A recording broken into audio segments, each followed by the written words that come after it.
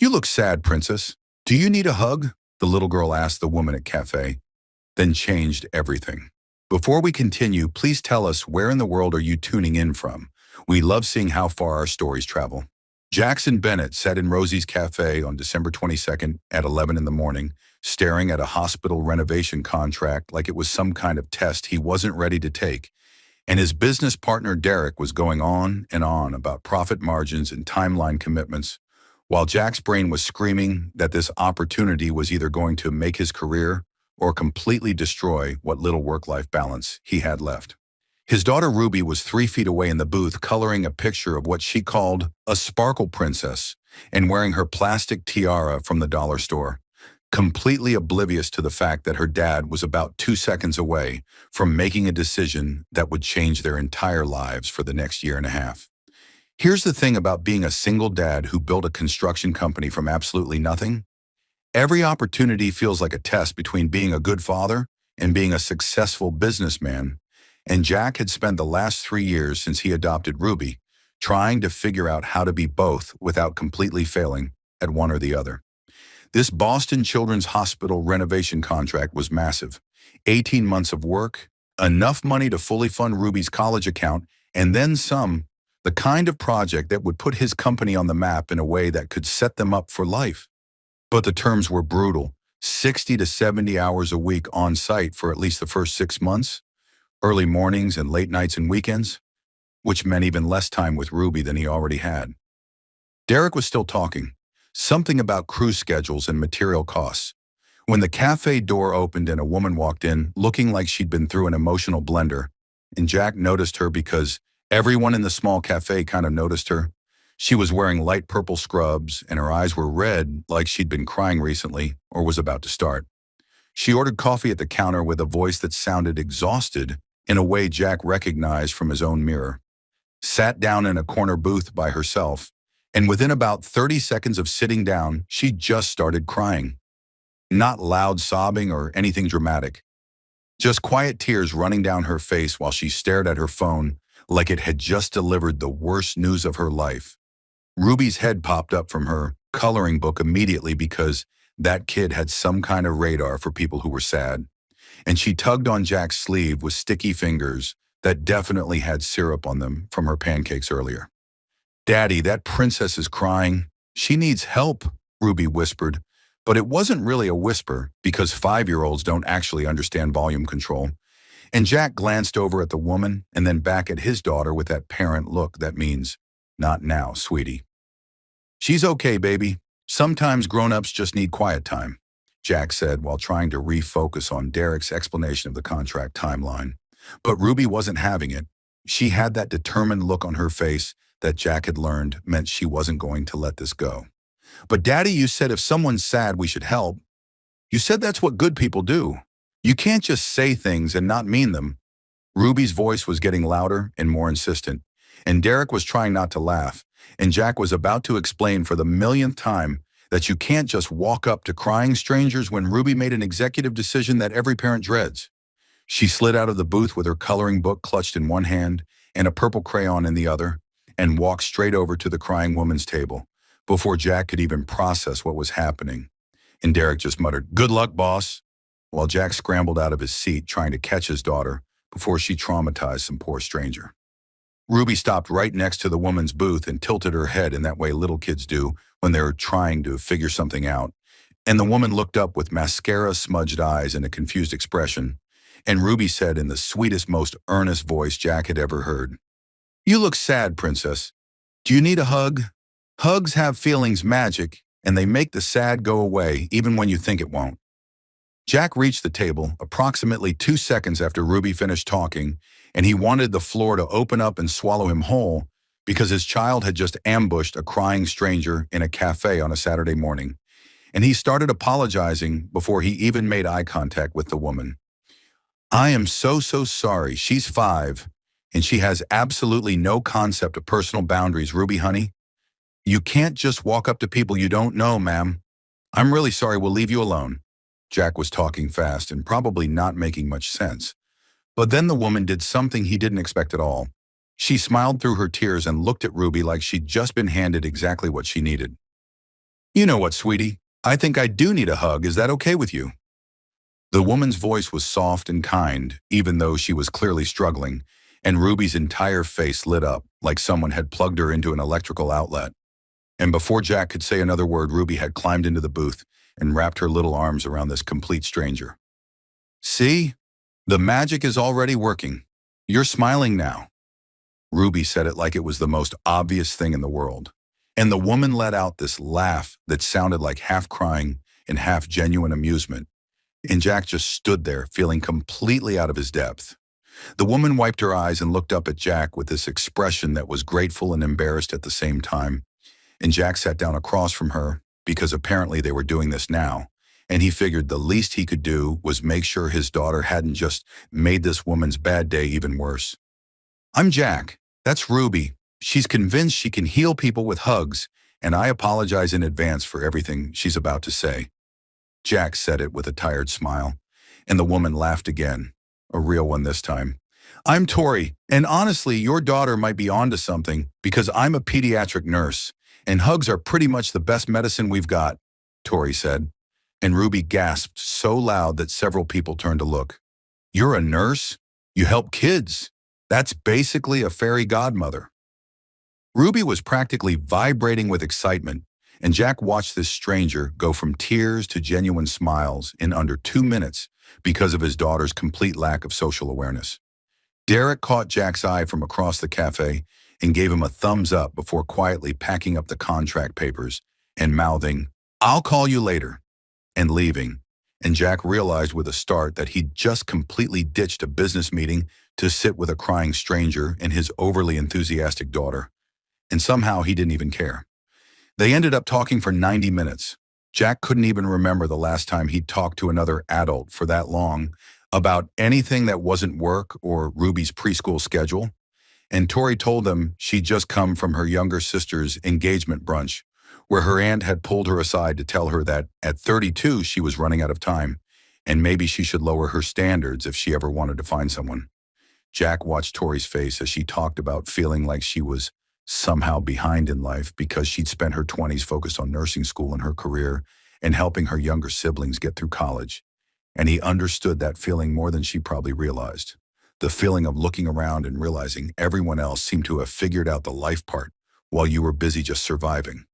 Jack found himself sharing things he never talked about with strangers. Told her how he'd adopted Ruby 3 years ago as a single guy with no relationship experience and how his friends kept trying to set him up on dates. But he always canceled because who wants to date a guy who's married to his construction business and comes with a tiny human who asks approximately 1,000,000 questions per hour?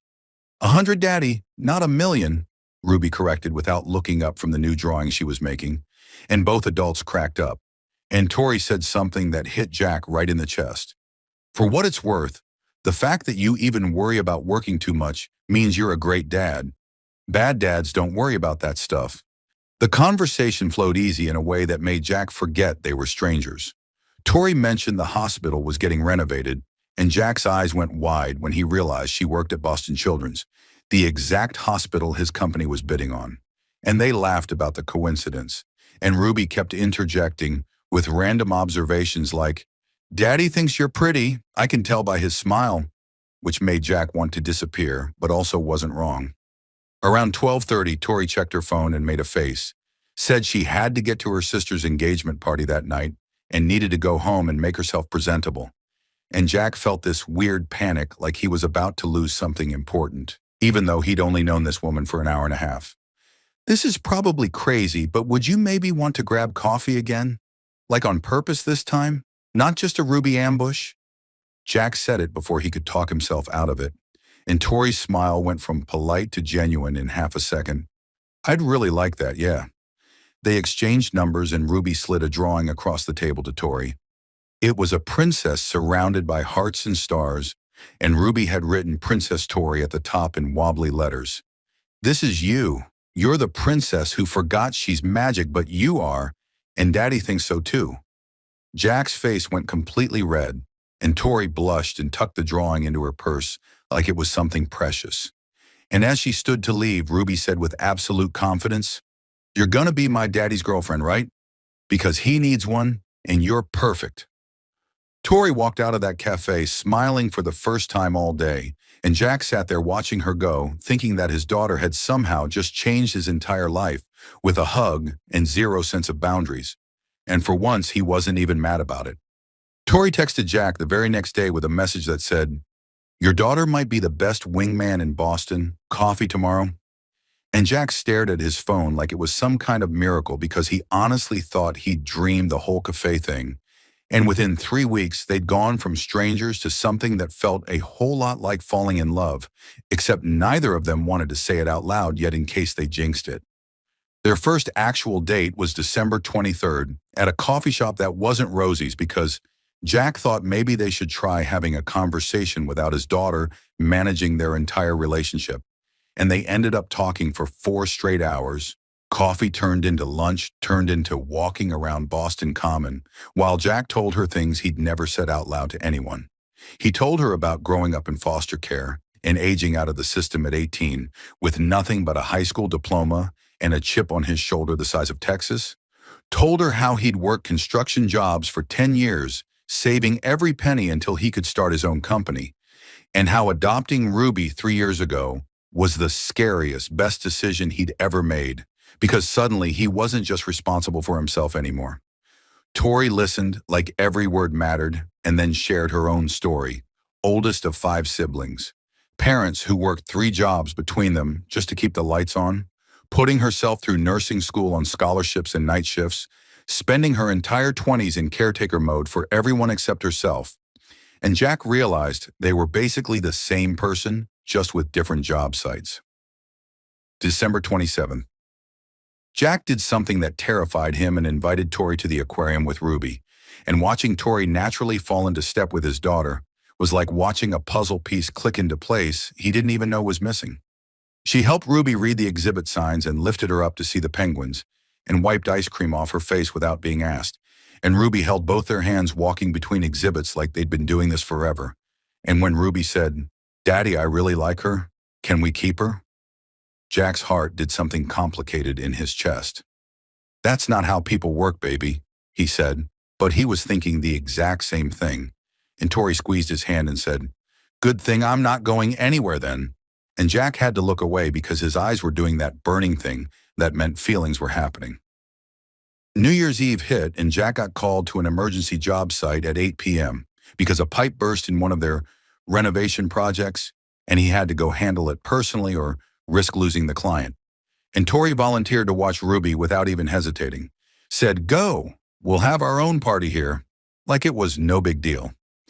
Jack came home at 11:45 expecting chaos and found them both asleep on his couch, wearing matching plastic tiaras with a movie paused on the TV and empty hot chocolate mugs on the coffee table.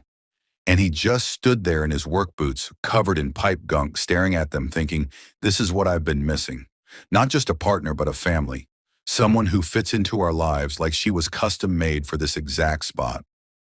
January 6th, they had the talk. The one where Jack needed to know if this was real or if he was setting himself and Ruby up for heartbreak. And he asked straight out, "Tori, are we doing this for real? Because Ruby's already attached.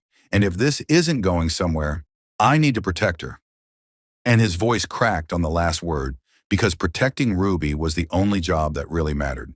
Tori didn't even hesitate, just grabbed his face with both hands and said, "Jack, I haven't been this sure about anything in my entire life. I'm all in. I'm not going anywhere. You're stuck with me." And then she kissed him, and it was the first real kiss they'd had. And Jack felt something in his chest unlock that he didn't even know was closed. Everything was perfect for exactly 4 more days.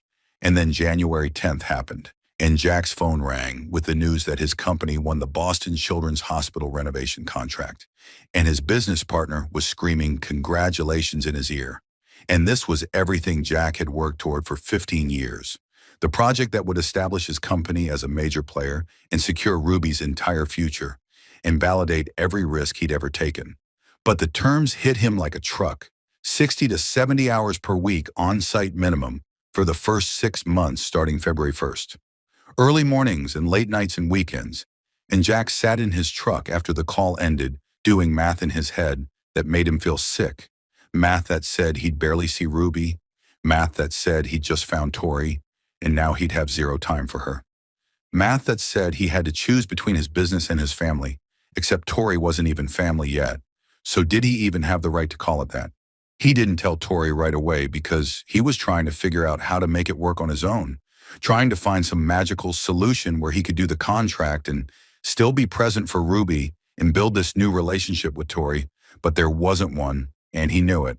He started pulling back without meaning to, canceled a coffee date claiming work emergency, which wasn't technically a lie, was distracted during their next dinner date, kept his texts shorter because his brain was spinning with logistics and guilt, and the growing certainty that Tori would walk away once she realized what she was signing up for. Ruby noticed before Tori did, because kids always notice everything. And during a play date at Jack's house on January 14th, she told Tori with zero filter, "Daddy's worried about his big work thing. He thinks you're going to leave us if he's too busy." Tori's heart completely shattered hearing that from a 5-year-old's mouth. The idea that Jack thought she'd bail over something as normal as a demanding job, and she wanted to shake him and ask if he really thought she was that shallow, or if he just didn't understand that she'd been waiting her whole life for someone exactly like him. But Tori had her own secret she was carrying. January 15th, she got called into her supervisor's office and offered the nurse manager position, more money, better benefits, leadership role, all the things that looked great on paper, except it meant leaving bedside nursing for administrative work, trading scrubs for business casual, and patient care for scheduling spreadsheets and staff management. The hours would be perfect, though, 9 to 5 with weekends off, the kind of schedule that would let her actually have a life outside the hospital, the kind of schedule that would be perfect for building a family with Jack and Ruby if that's where this was heading. She didn't tell Jack about the offer because she wasn't sure if taking it meant selling out on the career she'd spent 10 years building or being smart about the future she actually wanted, and also because Jack was clearly pulling away, and she didn't know if there even was a future to plan for anymore. January 18th, they both cracked on the same night. Jack finally told her about the hospital contract over dinner, and his voice was doing that thing where he was trying to sound casual but actually sounded terrified. "I got the contract. It's huge for the company, but it means I'll basically be MIA for 6 months straight. And I know we just started this thing, and it's not fair to ask you to wait around for someone who's never home. So if you want to walk away, I'd understand." Tori actually laughed, except it wasn't a funny laugh. It was the kind of laugh that comes right before you either cry or start yelling, "You think I'd walk away because you have to work? Jack, I'm a nurse. My entire career is crazy schedules and last-minute changes. Did you seriously think I couldn't handle you being busy?" Jack looked stunned, and Tori kept going. "And while we're being honest, I got offered nurse manager, and I didn't tell you because I thought you'd think I was picking my career over us, and I didn't want you to feel like I was bailing." And Jack's face just completely changed. "Wait, you got offered nurse manager? Tori, that's incredible. Why would I think you were bailing? That's amazing." And Tori felt tears starting. "Because it's a desk job, and I don't know if that's who I am, but the hours would be better for us, for Ruby, for whatever this is turning into." Jack's eyes got shiny and his voice came out rough. "You'd change your whole career path for us?" And Tori said, "I'd change a lot of things for you, both of you, but I need you to stop assuming I'm going to leave every time things get hard. I need you to trust me enough to tell me the truth, instead of making decisions for me." Jack grabbed her hand across the table. "I've never had someone stick around before. I don't know how to trust that someone would choose to stay when things get complicated." And Tori squeezed back. "Then let me teach you, let me prove it, but you have to let me in, Jack. You have to stop protecting me from your life." They went back to Jack's house after dinner and sent the babysitter home and sat on the porch while Ruby slept inside. And they made a plan that felt scary and real and like the first honest thing either of them had done in weeks. Jack would take the hospital contract because it was too important to pass up. Tori would take a month to decide about the nurse manager position without pressure. They'd communicate every single day, even when schedules were insane. Ruby came first for both of them, period, end of story. And they'd do family breakfast every Sunday morning, no matter what. Non-negotiable sacred time that nothing could touch. Jack said, "I'm going to mess up sometimes, miss calls, forget plans, fall asleep mid-sentence." And Tori said, And I'm going to overthink everything and worry I'm not enough and compare myself to moms who have it all figured out. And they both started laughing because they were a mess, but at least they were a mess together. Ruby appeared in the doorway in her pajamas, looking annoyed. Are you guys done being loud with your feelings? I'm trying to sleep and you keep talking. And they both cracked up, and Ruby climbed into Jack's lap and reached for Tori's hand and said with absolute 5-year-old certainty, Daddy, Princess Tori's not going anywhere. She loves us. I can tell by her magic. Tori looked at this little girl who'd changed her entire life with one hug 3 weeks ago and said, You're absolutely right, Bug. I'm not going anywhere. I promise. And Jack kissed her right there in front of Ruby for the first time. And Ruby made a gagging sound and said, Finally, now can I go back to bed? And they all went inside together, and for the first time in weeks, Jack felt like maybe this was actually going to work. 4 months flew by faster than either of them expected, and somehow, against all odds, they made it work. Not perfectly, because nothing worth having is ever perfect, but they made it work in the way that matters when two people decide they're not giving up on each other no matter how insane life gets. February hit, and Jack's schedule became absolutely brutal. 6 in the morning until 8 at night most days on the hospital renovation site. Coming home covered in dust and exhausted to the point where he'd fall asleep mid-sentence during phone calls with Tori. But she never complained, just sent him photos of Ruby throughout the day so he wouldn't miss everything, and showed up at the job site sometimes with coffee for his whole crew, which made them all fall in love with her too. Tori took the nurse manager position at the end of January, after a lot of soul-searching and one really good conversation with an older nurse who told her, Honey, you can always go back to bedside later, but right now you've got a chance to build a life, not just a career. Don't be stupid enough to miss it. The 9-to-5 schedule meant she could do school pickup for Ruby, which Jack's sister had been handling before, and within 2 weeks Ruby started calling her Tori Mom without anyone suggesting it. Just came out one day at breakfast with, Tori Mom, can you pass the syrup? Like it was the most natural thing in the world. And Tori had to leave the room for a minute because she was crying too hard to see straight. April rolled around and Ruby's 6th birthday was coming up, and Tori planned the whole thing without being asked, rented out a community center room, and decorated it in full princess theme with a castle cake and a dress-up station and games that had all the kids screaming with joy. Jack showed up late from the job site, still in his work clothes, feeling like the worst dad on the planet. But Ruby launched herself at him and said, Daddy, you made it. Tori, Mom said you would, and she was right. And Jack looked across the room at Tori, who was helping some kid untangle a fairy wand from another kid's hair. And his business partner Derek leaned over and said, Boss, if you don't marry that woman, you're the biggest idiot in Massachusetts. The Sunday family breakfast tradition became sacred in a way Jack never expected. They never missed a single one, even when Jack was so tired he could barely stand. Because that was their time, the 3 of them around the table with pancakes and bacon and Ruby talking nonstop about everything that happened that week. May brought a visit from Jack's old foster care social worker, who liked to stop by once a year just to see how Ruby was growing up. And even though it was completely informal, Jack still got nervous every time. And the social worker met Tori and watched her interact with Ruby and pulled Jack aside before leaving to say, That woman loves your daughter like she's her own. You know that, right? And Jack said, I know. I'm going to marry her. And saying it out loud made it real in a way that terrified and excited him in equal measure. Jack started planning the proposal in mid-June, wanted to do it at Rosie's Cafe where the whole thing started, where Ruby had ambushed Tori with a hug and accidentally changed all their lives. He got Rosie, the cafe owner, involved, told her the whole story, and she cried and said, You better invite me to the wedding. And he coordinated with his sister and his crew, and obviously Ruby, who was bouncing off the walls, excited about being part of a secret mission. June 22nd. Tori got a phone call from Boston Children's Hospital HR that made her think she was in trouble for something, but instead they told her about a brand new position they were creating. The hospital renovation was adding this beautiful pediatric healing garden, and they needed a full-time child life specialist/nurse to run therapeutic programming, art therapy, and music sessions and family support.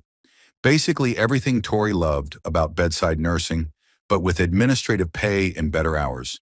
The HR woman said, "We were told by the construction foreman to reach out to you specifically. He said you were the best pediatric nurse in Boston, and we'd be idiots not to hire you." And Tori knew immediately it was Jack pulling strings behind the scenes. She called him the second she hung up. "Jack Bennett, did you create a job for me?" And Jack had the nerve to sound innocent. "I didn't create it. The healing garden was always part of the design. I just maybe mentioned your name to the hospital board a few times, possibly showed them your resume, potentially talked you up every chance I got." And Tori was laughing and crying at the same time. "I can't believe you did that." And Jack's voice got serious. "You shouldn't have to choose between the career you want and the family you want. You deserve both, and I'm not sorry for making sure you got the chance." June 25th was a Saturday, and Jack told Tori he wanted to take her to Rosie's Cafe to celebrate her new job, which she'd accepted immediately because it was literally perfect. And when they walked in, Ruby was already there with Jack's sister looking way too excited for a normal coffee run. They sat in the exact same booth where they'd met 6 months ago, and Tori was looking at the menu when Ruby came bouncing over with a huge grin. "Princess Tori, remember when I gave you a feelings magic hug right here in this booth and it fixed your sad?" And Tori smiled. "I remember, bug. Best hug of my entire life. It brought me your daddy." And Ruby's grin got even bigger. "Well, Daddy says the magic isn't done yet. There's more magic happening, right, Daddy?" Jack slid out of the booth and got down on one knee right there beside the table, and the entire cafe went dead silent. Rosie had made sure all the regulars were there to witness this, and Jack pulled out a ring box with hands that were shaking so hard he almost dropped it. "Tori, 6 months ago, my daughter ambushed you with a hug when you were having the worst day, and you could have politely declined or walked away, but instead you let a random 5-year-old climb into your lap and tell you about feelings magic, and then you let me into your life, a single dad with zero relationship experience, and a kid who asks a million questions." And Ruby interrupted, "100, Daddy, not a million?" And everyone laughed, and Jack kept going. "You've shown me I don't have to choose between work and family, that the right partner makes room for both. You've loved Ruby like she's yours from day one. You've been patient with me when I've been completely clueless about how relationships work. You've made our house feel like a home." Tori was already crying, mascara running down her face just like the first day they met. And Jack's voice cracked. "I don't want to be your boyfriend anymore. I don't want Sunday breakfast as the guy you're dating. Victoria Sullivan, will you marry me? Will you let me spend the rest of my life proving that feelings magic is real and Ruby was right about everything?" Tori couldn't even speak, just nodded frantically while sobbing, and finally choked out, "Yes, oh my God, yes, 1,000 times. Yes, I love you so much." And Jack slid the ring on her finger, and the entire cafe exploded in applause. People were standing up and cheering, and Rosie was crying behind the counter, and Ruby screamed at the top of her lungs, "I'm gonna be a flower girl." And everyone laughed, and Jack kissed Tori, while Ruby made exaggerated gagging sounds and yelled, "Gross, but also finally." 6 months later, on December 22nd, exactly 1 year after the hug that started everything, Jack and Tori were married now after a small October wedding, where Ruby took her flower girl job so seriously she had a clipboard, and they woke up to Ruby jumping on their bed screaming, "It's the anniversary of the magic hug. We have to celebrate. Get up." They made pancakes together in the kitchen of the house Tori had moved into after the engagement, and Ruby made them retell the whole story start to finish like she always did.